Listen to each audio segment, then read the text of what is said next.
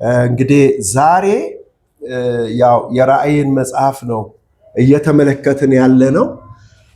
ስፍራው ራእይ ምዕራፍ 8 ቁጥር 8 ላይ 8 እና 9 ላይ ነን፣ ወይም ዛሬ በትክክል 9 ነው የምንመለከተው። ባለፈው ሳምንት ያየነው 8 ነበርና ሁለቱን ላንብብላችሁ። ሁለተኛው መልአክ ነፋ፣ በእሳት የሚቃጠል ታላቅ ተራራን የሚመስል ነገር በባህር ተጣለ። የባህር ሲሶ ደም ሆነ። በባህርም ከሚኖሩ ሕይወት ካላቸው ፍጥረቶች ሲሶ ሞተ። የመርከበኞችም ሲሶ ጠፋ ይላል። ባለፈው ሳምንት 7 ነው በእርግጥ ያየነው። ዛሬ 8 እና 9 ነው የምናየው። 8 እና 9 አንብቤላችኋለሁ። አጭር ጸሎት እንጸልይ። ልዑል እግዚአብሔር ሆይ አንተን የሚመስል የለም፣ ልዩ ነህ። አባታችን ስለሆንክ በአንተ በመንፈስ የተወለድን በኩር ልጆችም ስለሆንን ክብር ላንተ ይሁን። ምስጋናና ውዳሴ እናቀርባለን። ተባረክ፣ ከፍ ከፍ በልልን። እግዚአብሔር አባት ሆይ እነሆ በዚህ ስፍራ የተገለጠው የተነበበ ቃል በልብህ ባለው ምክር በሕይወት መንፈስ ኃይል እንድትገለጥበት እንጸልያለን። ወደ እያንዳንዳችን ሕይወት እንድትመጣ እንደ ሐሳብ እንደ ምክር በሕይወታችን እንድትወርድ እንድትገለጥም እንድትታይም ስራ ይገለጥ ዘንድ እንጸልያለን። የቃል ብርሃን በጨለማዎቻችን ላይ ይብራ። ፈጽሞ ንጋት ቀን እስኪሆን ክብር ላንተ ይሁን። ስለምሰራው ድንቅ ስራ እየሰራው ስላለው ስራ ሁሉ ክብር ምስጋና ላንተ ይሁን። አባት ሆይ ክብር፣ ተመስገን። ሁሉ ላንተ ክብር ይሁን። ተባረክ። ሃሌሉያ። በኢየሱስ ክርስቶስ ስም አሜን። ባለፈው ሳምንት የመጀመሪያው ወይም ፊተኛው መልአክ መለከቱን እንደነፋ ነበር ያየነው። በዛ መለከት መነፋት የተገለጠው ማለት ልክ መለከቱ በሚነፋበት ጊዜ መለከቱ የሚለቀው ትዕይንት ነበረ። ትንግርት ልበለው። ምን ነበረ እሱ?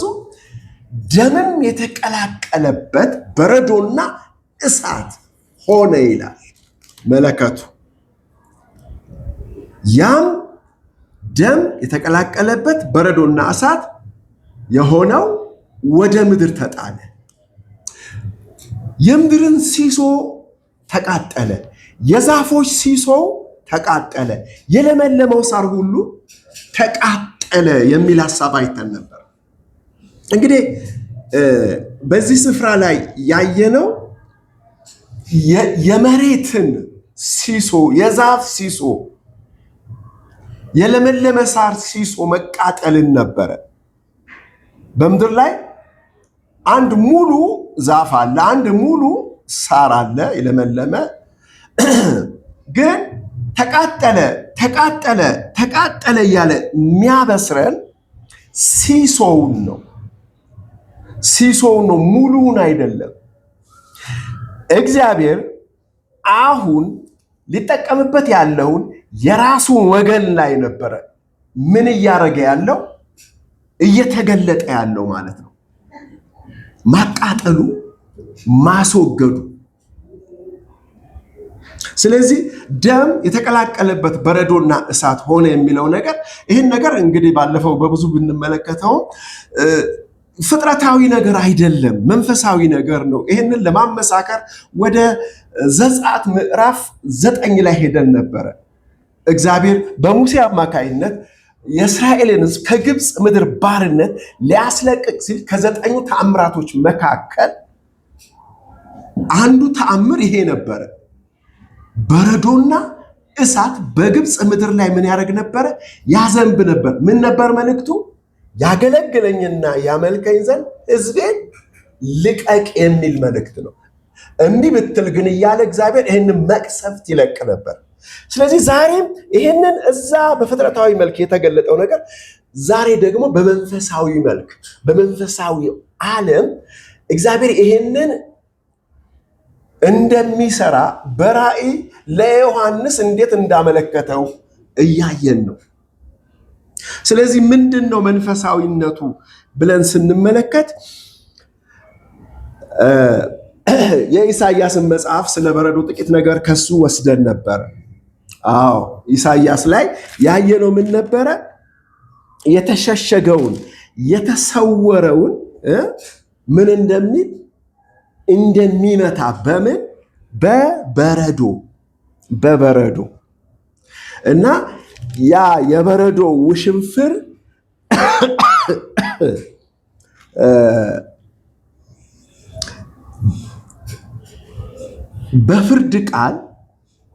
በፍርድ ቃል እንደሚጠርግ እንደሚያነጻ የሐሰትን መሸሸጊያ ምን አረጋለሁ አለ? በበረዶ ምን አረጋለሁ?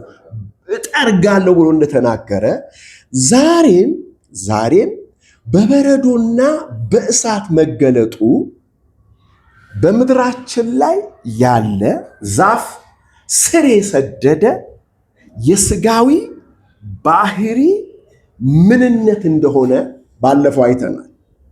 ሳሩ ደግሞ ውጫዊ የሆነ የግብዝነት ህይወት እንደሆነ፣ አስመሳይነት እንደሆነ፣ የውስጥ ክፋትን የሚደብቅ ውጫዊ የሆነ የጽድቅ ስራ፣ የበጎነት ስራ፣ የማስመሰል ስራ እንደሆነ ነው። የለመለመ ሳር መልካም የሚመስል መንፈሳዊነት የሚመስል ድርጊት እንደሆነ እነዚህ ነገሮች በእሳትና በበረዶ ምን እንደሚሉ እንደሚቃጠሉ፣ ግን ማቃጠል ብቻ እንደማይሆን፣ ማስወገድ ብቻ እንደማይሆን፣ ማፍረስ ብቻ እንደማይሆን እግዚአብሔር አፍርሶ ምን ያደርጋልና የሚተክል አምላክ ነው። ፍርዱ ማጥፋት አይደለም፣ ፍርዱ መመለስ ነውና ደም ተቀላቅሎ ነበረ። ደም ህይወት ነው። ደም ምህረት ነው። ደም እግዚአብሔር ለሰው ምህረትን የሚለቅበት ነው። ደም ሳይፈስ ምን የለም እንደተባለ ስርየት የሰጠበት መመለስን ያደረገበት ህይወትን የለቀቀበትን ነገር እንደሆነ ነው የምንመለከተው። ስለዚህ ባለፈው እነዚህን ነገሮች በስፋት ተመለከትን።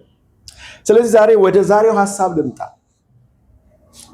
ቁጥር 8 ላይ ሁለተኛው መልአክ ምን አረገ ይለናል? ነፋ። በነፋበት ጊዜ አንዳች ታላቅ ትንግርት ሲሆን እናያለን። እዚህ ጋር ደግሞ ከመጀመሪያው የላቀ ራእይ ነው። ምንድን ነው ያየነው? በእሳት የሚቃጠል ታላቅ ተራራ የሚመስል ነገር በባህር ተጣለ ነው የሚለን። ከዛ የሆነው ነገር ምንድን ነው? የባህር ሲሶ ደም ሆነ። ውሃው ምን ሆነ? ደም ሆነ። ከዚህ የተነሳ በባህር የሚኖረው ህይወት ያላቸው ፍጥረታቱ ሲሶ ሞተ ይለናል። እንደገና ደግሞ ጨምሮ ምን ይላል? የመርከበኞችም ሲሶ ምን ሆነ ይላል? ጠፋ ብሎ ይነግረናል። ይህ እጅግ የሚያስገርም ነገር ነው። በነገራችሁ ላይ ምንድነው አስገራሚነቱ? በእሳት የሚቃጠል ተራራ ወዴት? ወደ ባህር። አንድ ነገር እናስታውሳለን ወይም ላስታውሳችሁ።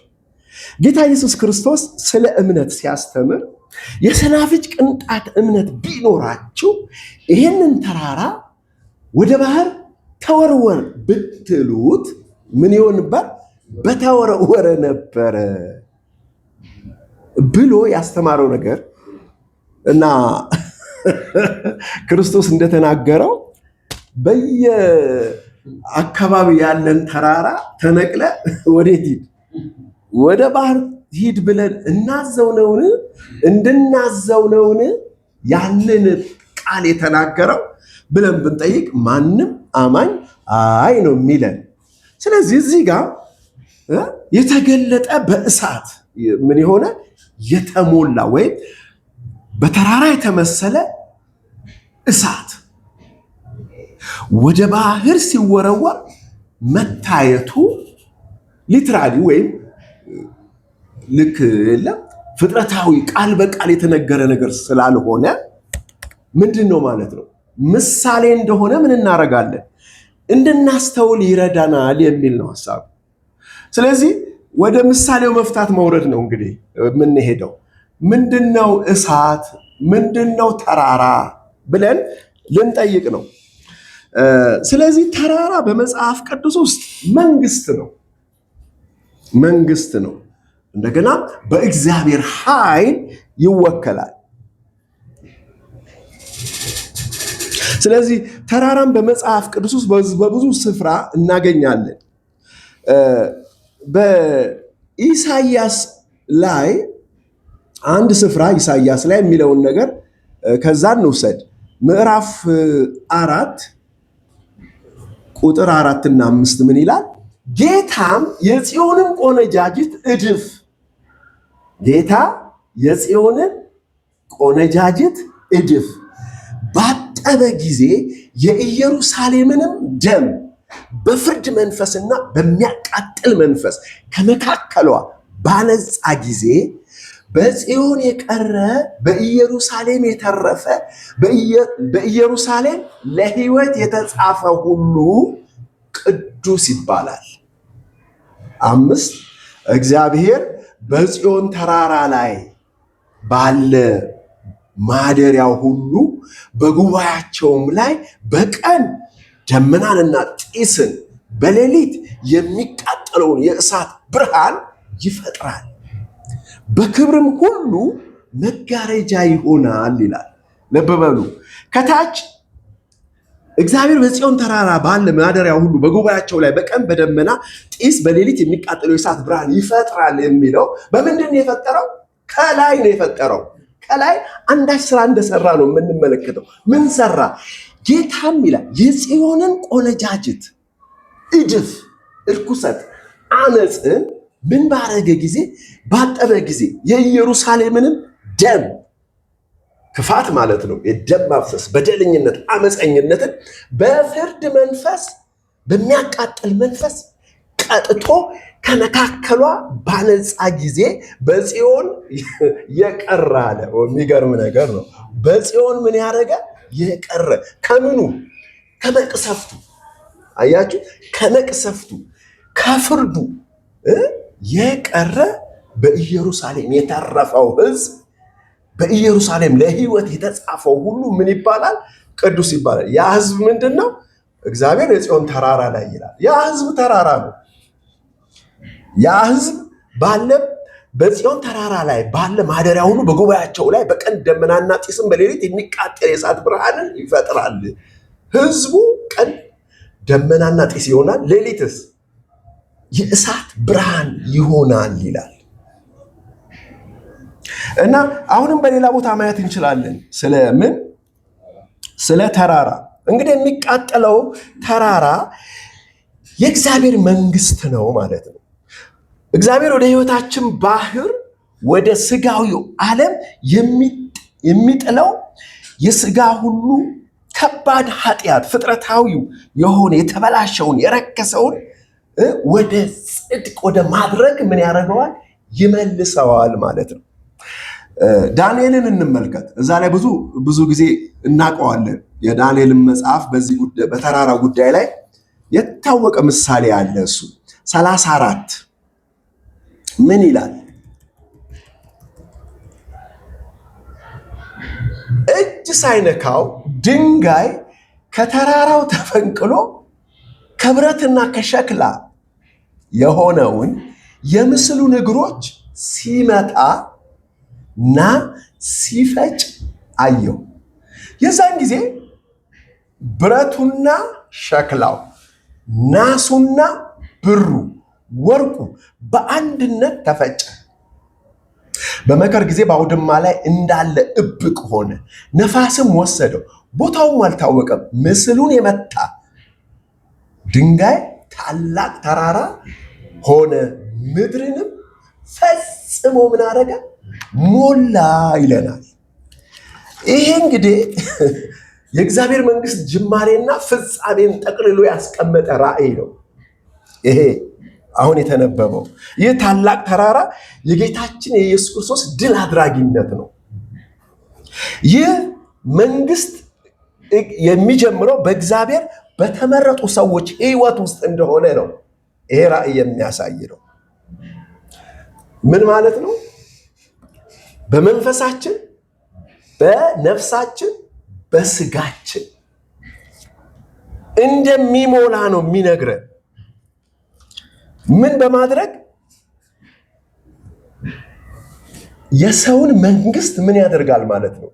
የሰውን መንግስት፣ የሰውን ኃይል፣ የሰውን ስልጣን፣ የሰውን ግዛት ድንጋዩ ምን ያደርገዋል? ይፈጨዋል ይላል።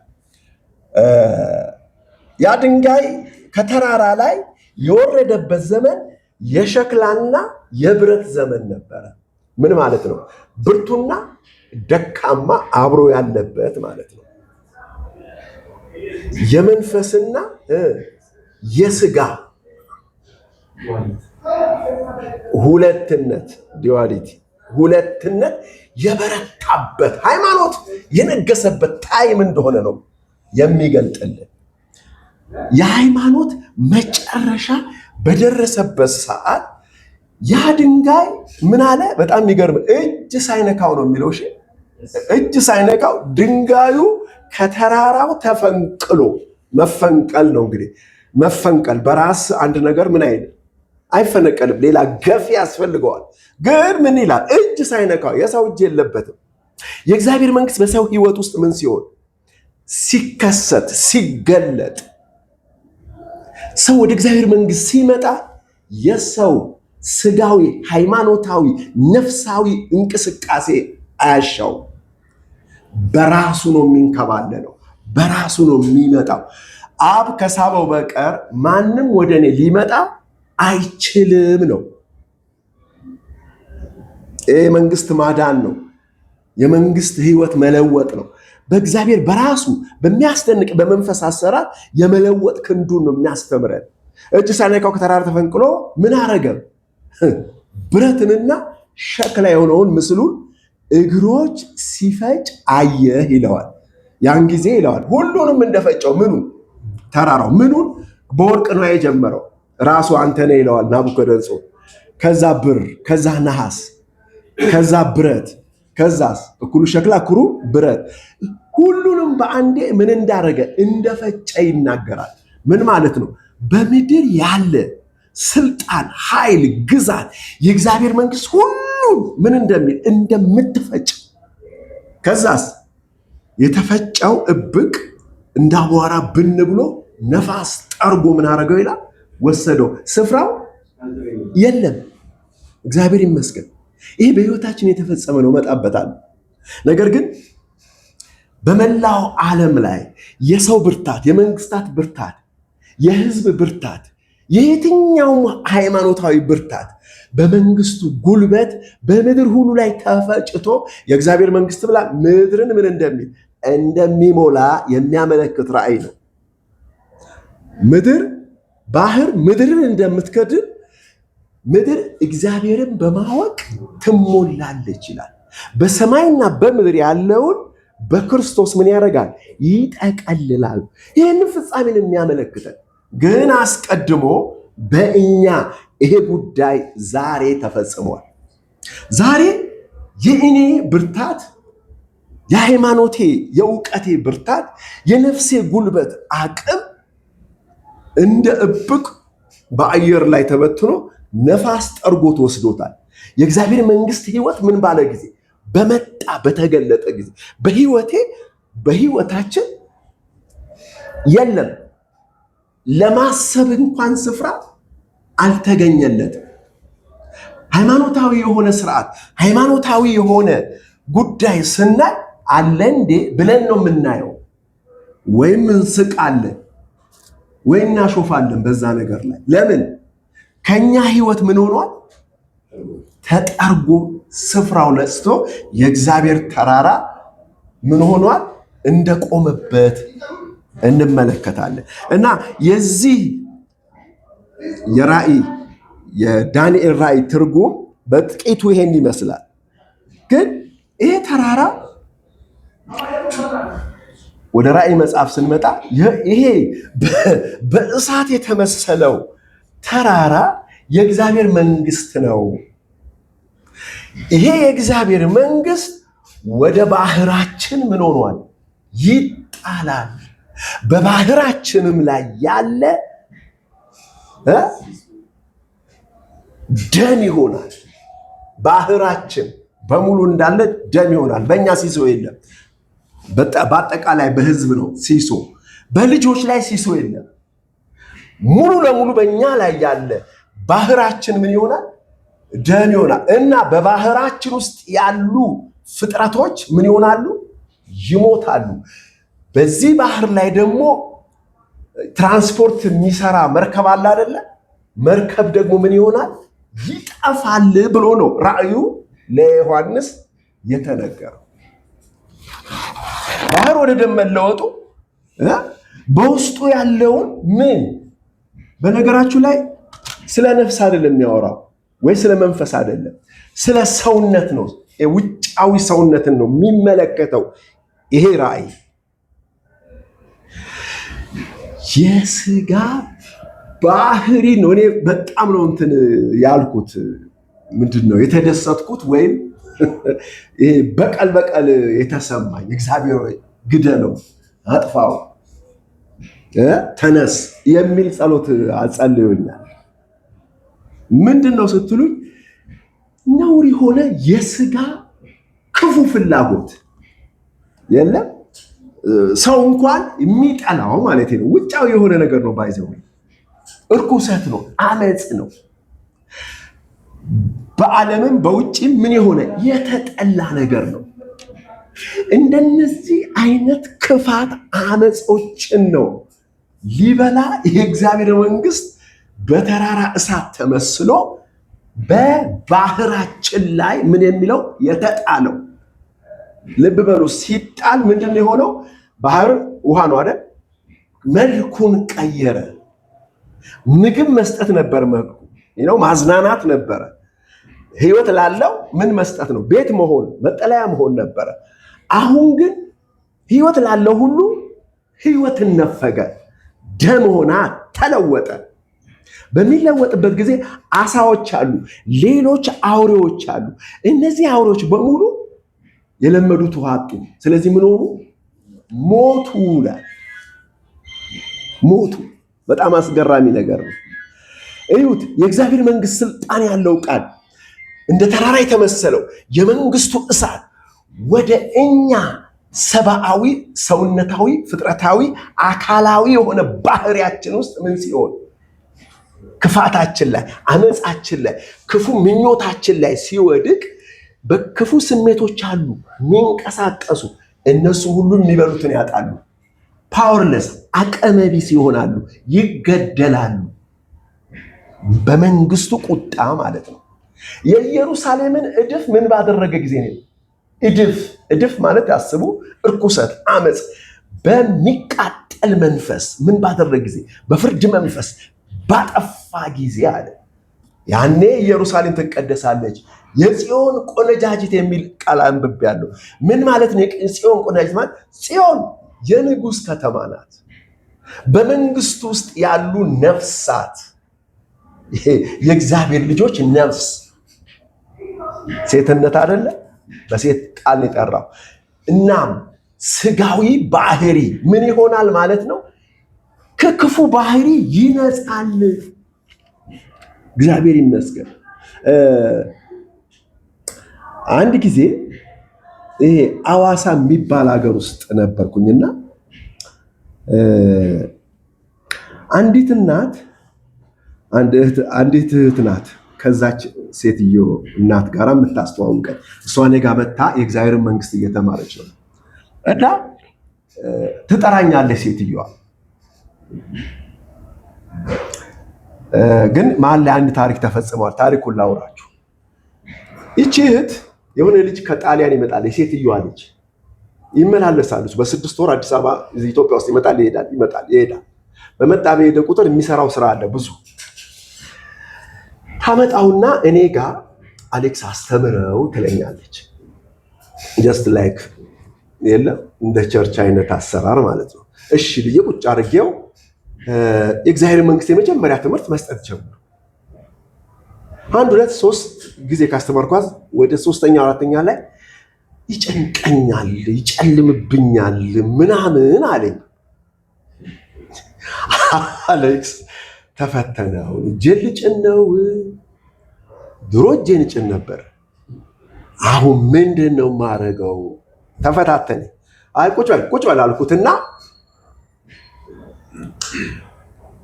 ባለቆች በስልጣናት በኃይላት ላይ ምን ያህል ጉልበትና ስልጣን እንደሰጠን የእግዚአብሔር መንግስት አቅምና ጉልበት የሆነውን የቃሉን ጉልበት በብዙ ምን አድርጉት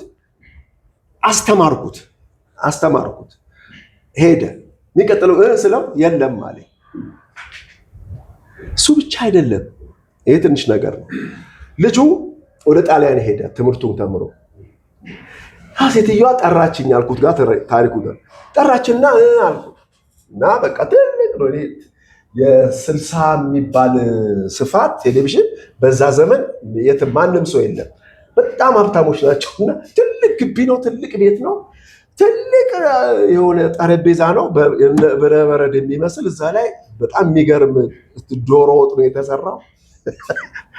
ልዩ ግብዣ ነው ማለት ነው። እና እኔ ይህን የማወራችሁ ግራ ስለገባኝ ነው። ግብዣው ምን ተፈጥሮ ነው ለእኔ። ከዛ በልቼ ከጨረስኩ በኋላ ይኸውልህ አለች፣ አንዱ ደግሞ እንግሊዝ ሀገር አለ፣ እሱም ደግሞ አመጣልሃለሁ አለች። ዋት ምንድን ነው ጉዱ? እሺ ብቻ አለቀና ልጅቷን አገኘኋትና ምንድን ነው እሱ አልኳት። አልገባኝም። እሺ ነው ያልኩት። ኧረ አሌክስ ጆን እኮ ቀላል ሰው እንዳይመስል አለች። እዚህ ካሳ ጋር መጥቶ ነበረ፣ አሁን አሜሪካ ነው ያለ። ይኸውልህ በመጣ ቁጥር የሆነች ቤት ይከራያል፣ የሆነ መኪና ይገዛል። በቃ እዚህ አሽሽ ነው ምንድን ነው መዝለል ነው። በቃ ዘሎ ይሄዳል። በ6 ወር ይመጣል። እንደዚህ አይነት ነገር ነው የሚሰራው አለች። በዚህ ሰዓት ግን ድራሽ አባቱ ጠፋ። የሁሉ ነገር ከህይወቱ እልም ብሎ ጠፋ ብላ ስትነግረኝ የእግዚአብሔር መንግስት ቃል ስልጣን አለው ይሄን ያህል ብዬ ተገረም እና ልጁ እብድ ብሎ በእግዚአብሔር መንግስት ጉዳይ ሲረብሽ ነበረ። ጣሊያንን ሲረብሽ ነበር፣ አሜሪካንም። እና ጆን ይባላል፣ ካሳ ያውቀዋል። እና እሱ ተአምር አስታወሰኝ። የእግዚአብሔር መንግስት በተራራ ይሄ በግል ህይወታችንም እንዴት ባህሪያችንን እየቀየረ እንደሆነ እናውቃለን። በሐሳብ ይምጣ እንጂ በግብር ፈጽሞ ሊሆን የማይችሉ ነገሮች በህይወታችን ብዙ ታሪክ እግዚአብሔር እያሳየን ነው። እና ተራራው እሳት የወረደው ይሄንን ክፉ ሰብአዊ ባህሪያችንን ለመብላት እንደሆነ ነው። ይሄ የኃጢአተኛ ስጋዊ የምድር የተንኮል ክፋት የአዳም ተፈጥሮን ግዛት ማውደም ነው። ምኑ ስራው ልላችሁ ፈልጌ ነው። ልክ በሃይማኖት ባቢሎን የምትባላለች አይደል? አሁን ወደ መርከብ ነው የወረድኩት። የመርከቡ ሐሳብ ማለት ነው። መርከብ ምሳሌነቱ በባህር መንገድን ማቋረጥ ነው። የትራንስፖርት ስራ ነው። ከአንድ ሀገር ወደ አንድ ሀገር ምን ማድረግ ነው? እቃ ማመላለስ ነው፣ ስራ መስራት ነው። ስለዚህ እነዚህ ነገሮች ለስጋዊ ፍላጎት ማስፈጸሚያ የሆነ ቱልስ እቃ ነው ማለት ነው። መርከብ የሚለው ነገር ሲስተም ነው። ለምሳሌ በሃይማኖት ቤት መርከቡ ምንድን ነው ካላችሁ ጀስት ህንፃ ነው። በህንፃ ውስጥ ህዝብ ይሰበሰባል።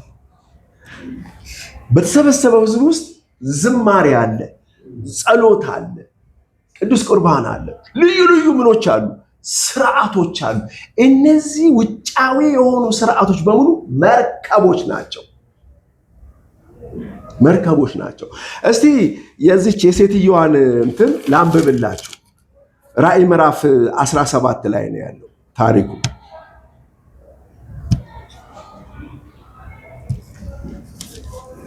ቁጥር 9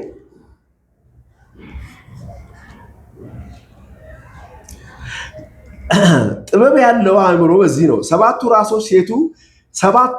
ራሶች ሴቲቱ የተቀመጠችባቸው 7 ተራራዎች ናቸው። 7 ነገስታት ናቸው። 5 ወድቀዋል፣ አንዱ አለ፣ የቀረው ገና አልመጣም። ሊመጣ ጥቂት ይዘገያል ይላል። ቁጥር 17 ላይ ደግሞ ምን ይላል?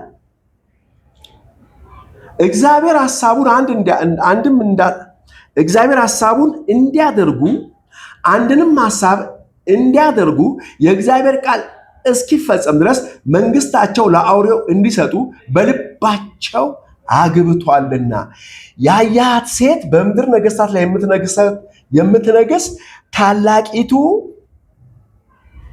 ከተማ ናት። ታላቂቱ ምንድን ናት? ከተማ ናት ይላል። ማናት ታላቂቱ ከተማ? ባቢሎን ናት። ባቢሎን ናት። ባቢሎን ናት። ቁጥር 18 ምዕራፍ 18 ላይ ታሪኳ በብዙ ተጽፏል። ምንድናት? ስራዋ ምንድነው ስራዋ? አንድ የሚያስገርመን ነገር ነበር። እሑድ ዕለት ካሳ ይገልጸው የነበረ ነገር አለ እና እስቲ እሱም ብቻ ላንብበው። ቁጥር 10 ስቃዋን በመፍራት የተነሳ ቁጥር 18 ምዕራፍ 18 ነው። ሶሪ ላነበው የነበረው ከቁጥር 17 ቁጥር 19 ማለት ነው። እሺ የመርከባቸው ጭነት ከእንግዲህ ወዲህ የሚገዛ የለምና የምድር ነጋዴዎች ያለቅሱላታል ያዝኑላትማል። ጭነትም ወርቅ፣ ብር፣ የወርቅ የከበረ ድንጋይ፣ ዕንቁ፣ ቀጭንም ተልባ እግር፣ ቀይ ሐምራዊ ልብስ፣ የሚሸት እንጨት ሁሉ፣ ከዝሆን ጥርስም የተሰራ ዕቃ ሁሉ፣ እጅግም ከከበረ እንጨት፣ ከናስም፣ ከብረትም፣ ከእብነበረድም የተሰራ ዕቃ ሁሉ ይላል። 10 ስቃዋን በመፍራት የተነሳ በሩቅ ቆሙ አንቺ ታላቅ ከተማ፣ ብርቱ ከተማ ባቢሎን ወዮልሽ፣ ወዮልሽ በአንድ ሰዓት ፍርድሽ ደርሷልና እያሉ ይናገራሉ ይላል። እና ያቺ ባቢሎን ከተማ የመርከባቸው ጭነት ይላል ከእንግዲህ ወዲህ የሚገዛ ይህ የለም። አሜን። የምድር ነጋዴዎች ከዚህ የተነሳ ያለቅሳሉ ያዝኑላትም ማለት። ይሄ ቃል አሁንም ብለው ቃል በእኛ ህይወት ውስጥ ምን ሆኗል? ተፈጽሟል። ሃይማኖታዊ ስርዓቶች የሚካሄድባቸው የንግድ ሲስተሞች ምን ሆነዋል? በእኛ ተቃጥለዋል፣ ፈርሰዋል። እንዲህ አይነት ስርዓት በእኛ ህይወት ውስጥ የለም። ስለዚህ ይነግዱ የነበሩት ምን ሆነዋል? አልቅሰዋል፣ አዝነዋል። በዚህ መነገድ አልቻሉ፣ ማትረፍ አልቻሉ። የለም። ስለዚህ ፓስተር አትበሉ። ነጋዴ ነው ፓስተር። ነፍስን የሚሰበስብ ነው ለጥቅም። ግን እዚህ ስፍራ ስንመጣ ስለዚህ ታሪክ እንማራለን፣ እናውቃለን። እኔ ግን እየተናገርኩበት ያለው ቦታ ላይ ስለ ሃይማኖት አይደለም የሚያወራው፣ ምሳሌውን ነው ልነግረው የፈለጉት። ልክ እዚህ ጋር በሰውነታችን ላይ ለሰውነት ፍላጎት፣ ምኞት፣ ስኬት፣ እንቅስቃሴን አቅርቦትን የሚያደርግ ሲስተማቲክ የሆነ ስርዓት አለ ሰውነታችን ላይ ያለ። ክፉ ፍላጎታችንን ምን ለማድረግ? ለመፈጸም፣ ስጋዊ ምኞታችንን፣ ርኩሰታችንን፣ አመፃችንን ዳር ለማድረስ ለመፈጸም የሚያስችሉ ልዩ ልዩ ሲስተሞች ነበሩ። ውሸት የለም፣ ሐሜት ሊሆን ይችላል፣ የተለያየ ወሬ፣ የተለያየ አይነት ስርዓቶች አሉ። እንደነዚህ አይነት ውስብስብ የሆኑ አመጾችን የእግዚአብሔር መንግስት አይራራለትም። በእኛ ሲሶ ነው የሚለው። ሲሶ የመርከቡ ሲሶ ምን ሆነ? ተቃጠለ። የባህሩ ሲሶ ደም ሆነ። እግዚአብሔር ይመስገን። የዛኔ በደምና በፍርድ ምን ትሆናለች? ትጠራለች ማለት ነው። ይህን መንጻት ከኛ የማይፈልግ ማንም የለም። የእግዚአብሔር ስም ብሩክ ይሁን። ስለዚህ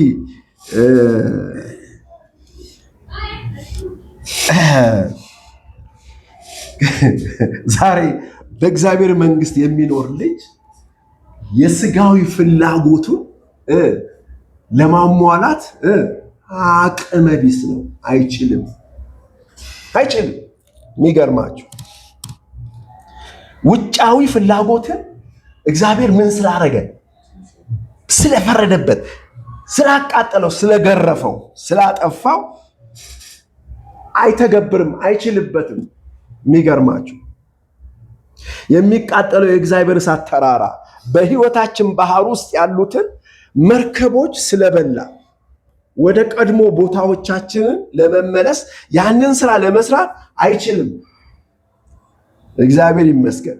በህይወታችን ውጫዊ መገለጫዎቻችን ላይ እግዚአብሔር በጽድቅ ምን አድርጓልና?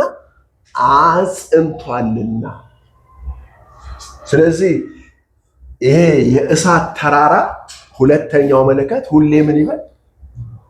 ይነፋ፣ እስከ መጨረሻው ተቃጥሎ እስኪጠፋ ድረስ በህይወታችን እና ይህንን ነው ሁለተኛው መለከት አፈጻጸሙ። መለከቶች በነገራችሁ ላይ የእግዚአብሔርን ስራ አፈጻጸም ነው ምን የሚያደርጉት? የሚገልጡት። እና እግዚአብሔር ይመስገን። ክብር ለእግዚአብሔር ይሁን። ጨርሰናል።